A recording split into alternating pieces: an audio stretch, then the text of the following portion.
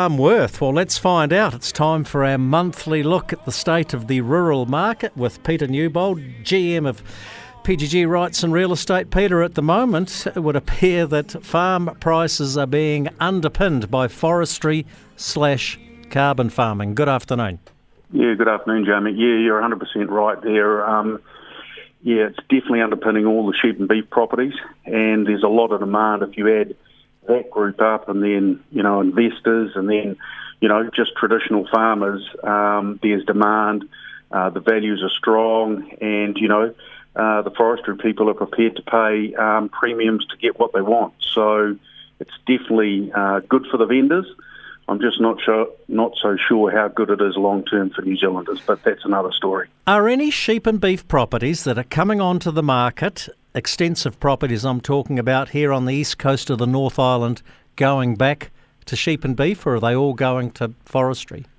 They're all going to forestry, basically, and then what we're also seeing, you go to other heartland areas, say the King Country, where, they're taking portions of properties and putting them into trees or for carbon. So, yeah, the majority of those larger ones are definitely going into forestry.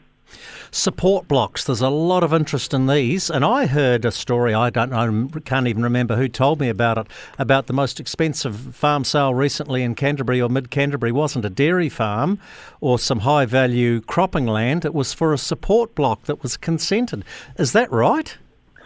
Yeah, look, they've been trading really well because there's a huge demand for those traditional rural landowners who are looking to increase their holdings. So you've got that at play. Then, as I said, you've got other investors wanting to get into the market. So, and if you look at the rural marketplace over the last couple of years, it's very strong. So, definitely those prices are at a higher value. And in some of those areas where you're talking about, not a lot of those properties come to the market. So the supply and demand kicks in. And, of course, they're getting strong values for them. What about dairy farms? Yeah, we think we'll see more activity this year or this season than last year was reasonable. This year we think it'll improve a bit. Probably the only challenge is those larger ones. And again, that will come down to, both parties settling on a fair value. Yeah, because when you get to the larger ones, you're talking, 20, 30, maybe even $40 million. Yeah. So you've got a limited buyer pool there. And so at the end of the day, both parties have got to be in the right space there, and I think that's critical moving forward. We think we'll see stronger activity right through the country in dairy.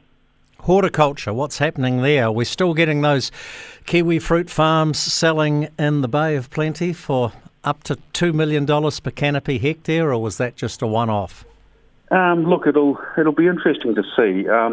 From all accounts, we think values are going to stay strong. The main difference, I think, we'll see last year, a lot of the activity took place from sort of Christmas onwards. This year, we're seeing a number of listings building up now to come to the market in spring. So I think that's a little bit of a reverse there. And, all signs would say there's still strong interest in that sector. You're swimming against the tide a wee bit when it comes to lifestyle blocks. You reckon the strong demand will stay. Why is that?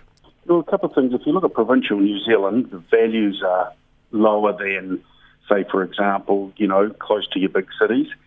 And then the other piece is, the cost of building today is so expensive that I think people are going to look at properties which are relatively new. And so I think that will maintain demand and values. Okay, Peter Newbold, always appreciate your time here on The Country. If you're looking to list your farm, call the team at PGG Rights and Real Estate. Always good to chat.